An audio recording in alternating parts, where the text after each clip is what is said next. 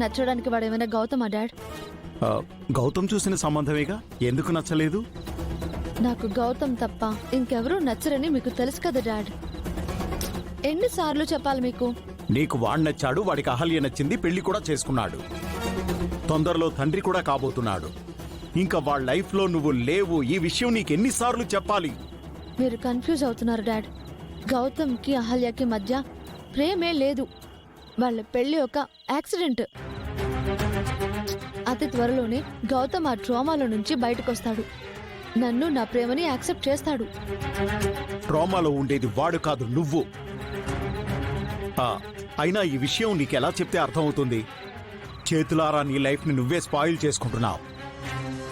లేదు డాడ్, ఈ 2 days Gautam complete గా నాతోనే ఉన్నాడు. నా గురించి ఆలోచించాడు. నన్ను ఎంత కేరింగ్ గా చూసుకున్నాడంటే. ఇదంతా నీకు పెళ్లి చేసి నిన్ను వదిలించుకోవడానికి వాడు ఆడుతున్న డ్రామా అమ్మా. నిజంగా వాడికి నీ మీద ఎలాంటి ప్రేమ లేదు. నువ్వు అనుకునేటట్టు కేరింగ్ కూడా లేదు. ఉంది డాడ్, మెల్లమెల్లగా అది బయటకు వస్తుంది. అలాగే పెళ్లి చేసుకోక ముందు గౌతమ్ నాతో ఎలా ఉండేవాడో ఇప్పుడు అలాగే మారిపోతాడు. అదంతా నటనమ్మా. వాడు కట్టుకున్న భార్యకి, పుట్టబోయే బిడ్డకి నీ అడ్డు లేకుండా చేద్దామనే చూస్తున్నాడు. వాడెంతసేపు వాళ్ల గురించి ఆలోచిస్తాడు తప్ప నీ గురించి కాదు. ఓకే డాడ్, మీరు చెప్పిందే నిజం అనుకుందాం. కానీ ఎన్ని రోజులు వాళ్ళ గురించి ఆలోచిస్తాడు? నేనైతే గౌతమ్ని వదలను. వాడిని తప్ప ఇంకొకరిని పెళ్లి చేసుకోను. ఏదో ఒక రోజు అది వాడికి అర్థమవుతుంది కదా, అప్పుడేం చేస్తాడు? నీ కర్మకి నిన్ను వదిలేస్తాడు. నీ చావు నిన్ను చావమంటాడు.